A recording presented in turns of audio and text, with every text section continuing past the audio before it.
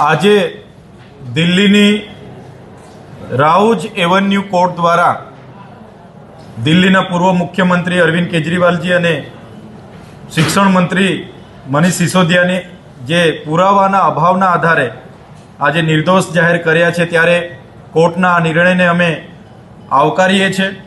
સાથીઓ, જે પ્રકારે કેન્દ્રમાં રહેલી ભારતીય જનતા પાર્ટીની સરકાર વિપક્ષના મુખ્યમંત્રી, તત્કાલીન મુખ્યમંત્રીને દારૂની નીતિઓમાં ઘોટાળો થયેલો છે એમ કરીને 6 મહિના સુધી જેલમાં રાખે છે, સાથે આમ આદમી પાર્ટીના બીજા મહત્વના 5 જેટલા નેતાઓને પણ એ જ કેસમાં જેલમાં રાખવામાં આવે છે। અને દિલ્હીની સત્તા કઈ રીતના સત્તા એમણે લેવા માટેની આ પ્રકારની સાજિશ એમણે જ્યારે કરી, ત્યારે આજે એ સાબિત થઈ ગયું છે કે આજે સત્યની જીત થઈ છે।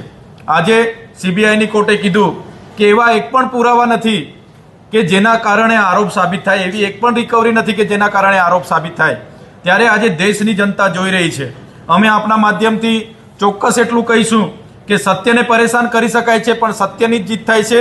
આજે સત્યની જીત થયેલી છે। આજે આમ આદમી પાર્ટીના સનિષ્ઠ કાર્યકર્તાનો જે આત્મવિશ્વાસ હતો કે અમારા નેતા ઈમાનદાર છે, એટલે આ ઈમાનદારી આજે માન્ય કેજરીવાલજીની સાબિત થયેલી છે। અને આવનારા દિવસોમાં પણ આજના નિર્ણયને ગુજરાતના એક એક કાર્યકરે આવકાર્યો છે। કાર્યકરોમાં ઉમંગ છે, ઉત્સાહ છે, જોમ છે, જુસ્સો છે। આવનારા દિવસોમાં લોકોની વચ્ચે પણ અમે જઈશું અને જે દારૂની નીતિના ઘોટાલાના 2000 કરોડના ઘોટાલાની આ ભારતીય જનતા પાર્ટીની સરકાર વાતો કરતી હતી, ત્યારે એ આજે એમનું જે સાજિશ હતી આજે ખુલ્લી પડી ગઈ છે। લોકોની વચ્ચે જઈને લોકોને પણ અમે માહિતગાર કરીશું।